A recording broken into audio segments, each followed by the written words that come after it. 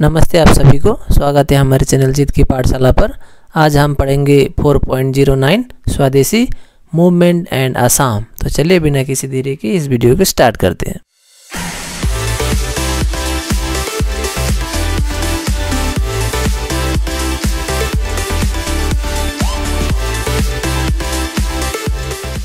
The new province proposed to be constituted by the British government by combining Assam and Eastern Bengal was first named as eastern Bengal. तो जब British ने यह घोषित कर दिया कि आसाम को ईस्टर्न बंगाल के साथ मिला के एक नया राज्य बनाया जाएगा, उसका नाम ब्रिटिश ने ईस्टर्न बंगाल रखा। दो the vast area of Assam was included in new province, the name Assam was dropped from the title of the province. हालांकि आसाम का ज़्यादातर हिस्सा जो नया प्रदेश बनने जा रहा था उसमें शामिल हो रहा था, लेकिन फिर भी उस नया प्रोविंस में, नया प्रदेश से आसाम का जो नाम था उसको हटाया गया। In other words, Assam was about to lose its identity and existence. इसको दूसरा तरीका से अगर हम लोग कहेंगे तो यह निकल के आता है कि आसाम जो था, अपना जो परिचय था वो खोने जा रहा था। The European tea planters association in Assam was aggrieved with this and objected to this decision. लेकिन यूरोप के जो टी प्लांटर्स थे, जो कि आसाम में आके टी प्लांटेशन कर रहे थे, वे लोग ब्रिटिश का यह डिसीजन से खुश नहीं था। कौन सा डिसीजन से खुश नहीं था? कि आसाम का जो नाम विलुप्त होने जा रहा था, यानी कि आसाम का जो आइडेंटिटी, एक परिचय जो था वो ख़त्म होने जा रहा था, वह डिसीजन से यूरोपियन टी प्लांटर्स खुश नहीं थे। इसलिए उन लोगों ने ब्रिटिश के साथ में असहमति दिखाई। They argued that the name Assam is famous for tea in the international market and it should be there in the name of new province।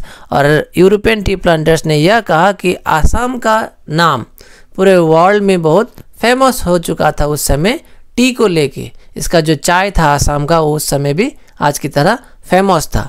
और उन्होंने कहा, यानी कि यूरोपियन टी प्लांटर्स ने कहा कि आसाम का एक नाम ऑलरेडी इंटरनेशनल मार्केट में बन चुका है।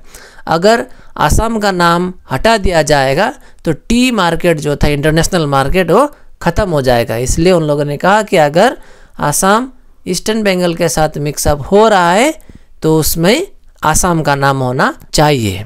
The British agreed to change the name and the new name became Eastern Bengal and Assam। और इसी के चलते जो ईस्टर्न बंगाल नाम था उसको बदल के ईस्टर्न बंगाल एंड आसाम रखा गया, ताकि इंटरनेशनल मार्केट में आसाम से जो प्रसिद्ध हो चुका था आसाम, वो बरकरार रहे। The eastern Bengal and Assam became a province under the Lieutenant Governor right from the implementation of the partition of Bengal on 16 October 1905। Eastern Bengal and Assam province बना लेफ्टिनेंट गवर्नर के अंडर में। पार्टीशन ऑफ बंगाल जब हुआ 16 अक्टूबर 1905, तभी से ही।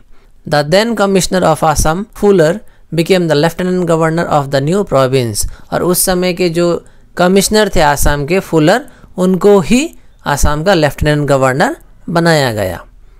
At the same time, the capital of Assam was shifted from Shillong to Dhaka. और उसी समय क्या हुआ, आसाम का जो कैपिटल शिलोंग में था उसको शिफ्ट करके ढाका में बनाया गया।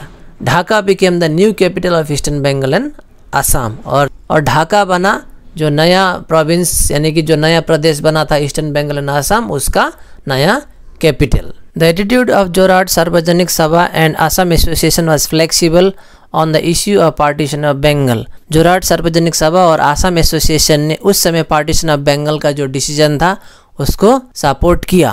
They became supporter of partition expecting certain benefits out of it. Jorhat Sarvajanik Sabha और आसाम एसोसिएशन ने पार्टीशन ऑफ बंगाल का समर्थन किया, क्योंकि उन संगठनों को लगता था कि पार्टीशन ऑफ बंगाल से आसाम को बहुत सारे फ़ायदा होंगे।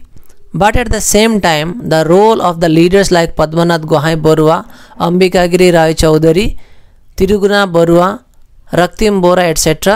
was different। और उसी समय कुछ अन्य लीडर थे जैसे कि पद्मनाथ गोहाई बरुआ, अंबिकागिरी राय चौधरी, त्रिगुना बरुआ, रक्तिम बोरा। इनका जो डिसीजन था, इनका जो सोच था पार्टीशन ऑफ बंगाल को लेके, वो कुछ अलग था। They were dead against the partition and made propaganda among the Assamese to protest the partition। और वे लोग पार्टीशन ऑफ बंगाल के पूरा तरीका से अगेंस्ट में थे, और इसलिए उन लोगों ने आसामीज लोगों को भी ये मैसेज पहुंचाया कि हमें पार्टीशन ऑफ बंगाल का घोर विरोध करना चाहिए। In the meantime the effect of swadeshi movement extended up to Assam, और उसी समय स्वदेशी मूवमेंट आसाम तक पहुंचा। The influence of the movement was seen mainly in Dhubri, Gauripur, Goalpara, Guwahati, Tezpur, Dibrugarh etcetera town of the Brahmaputra valley. और उस समय स्वदेशी मूवमेंट ज़्यादातर धुबरी, गौरीपुर, ग्वालपारा, गुवाहाटी, तेजपुर, डिब्रूगढ़ जो कि ब्रह्मपुत्र वैली के कुछ पॉपुलर प्लेसेस है वहीं पे देखने को मिला। Assam Kesari, Ambikagiri Rai Chaudhuri and Govind Lahiri formed revolutionary organisation among the students of Guwahati. और आसाम केसरी, अंबिकागिरी राय चौधरी और गोविंद लहरी जी ने पार्टीशन ऑफ बंगाल के खिलाफ आवाज़ उठाने के लिए बहुत सारे संगठन स्टूडेंट्स के जो कि गुवाहाटी में पढ़ रहे थे उस समय उनका बनाया। They called for using indigenous commodities and boycotting foreign goods in the district of Assam. और उन लोगों ने ये डिमांड रखा, उन लोगों ने सभी को समझाया कि हमें विदेश में बने हुए चीज़ों का इस्तेमाल ना करके जो इंडियन मेड है उसका ही इस्तेमाल करना चाहिए। The people of Assam used local eri, muga, cotton and khadi clothes instead of foreign clothes. और स्वदेशी मूवमेंट का असर यह देखने को मिला कि आसाम के लोगों ने लोकल जो एड़ी, मोगा या फिर कॉटन या फिर खादी क्लॉथ्स बने आसाम में उसका ही इस्तेमाल किया। और जितने भी फॉरेन मेड क्लॉथ्स थे, विदेश में बने गए क्लॉथ्स थे, विदेश में बने गए जो कपड़े वगैरह थे उस समय उसको बॉयकॉट किया। A group of students in Guwahati worked as labor in dock twice in a week and donated the money to the fund of Swadeshi movement thus earned। उस समय जो छात्र गुवाहाटी में पढ़ाई कर रहे थे वे लोग सप्ताह में 2 दिन जहाज घाट में या फिर डॉक में काम करके जितना भी पैसा एज ए कूली उन लोगों को मिलता था वह पैसा स्वदेशी मूवमेंट का जो फंड हुआ करता था उसमें वो लोग डोनेट करते थे। यानी कि सप्ताह में 2 दिन लेबर काम करके जो पैसा मिलता वो लोग स्वदेशी मूवमेंट के नाम पर डोनेट कर देते। Ambikagiri Rai Chaudhuri wrote a revolutionary drama named Bandini Bharat. Ambikagiri Rai Chaudhuri ji ने बंदनी भारत नाम से एक क्रांतिकारी नाटक की रचना उस समय की थी। The manuscript of this drama was lifted by the police while it was being performed on the stage of Cotton Collegiate High School on 31st July 1906।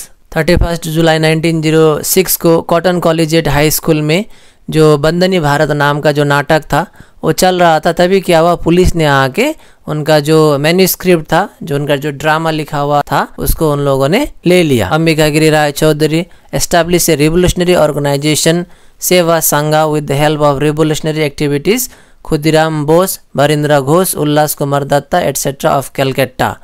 तो अंबिकागिरी राय चौधरी जी ने एक बार फिर क्रांतिकारी संगठन सेवा संघा बनाया और उनको साथ देने वाले में से थे खुदीराम बोस, भरिंद्र घोष, उल्लास कुमार दत्ता जो कि कलकत्ता के थे। A bomb was planted on Guwahati Shillong road targeting to kill J.B. Fuller on September 7, 1906। और 7 सितंबर 1906 को J.B. फुलर को मारने का उद्देश्य से गुवाहाटी शिलोंग रोड पर एक बॉम्ब रखा गया। Ambikagiri was interrogated by the police as the prime suspect of the case. संदेह के आधार पर पुलिस ने अंबिकागिरी को बंदी बना लिया उस समय। As a result he had to stay as Barpeta as prisoner up to 1914, जिसके चलते अंबिकागिरी राय जी को 1914 तक बरपेटा में जेल में रखा गया। The British government tried to keep aside the Brahmaputra valley people from the influence of swadeshi movement. और ब्रिटिश गवर्नमेंट ने जितना हो सके ब्रह्मपुत्र वैली को स्वदेशी मूवमेंट से दूर रखने का कोशिश किया। To be successful in this objective they took up some welfare activities, some of these are.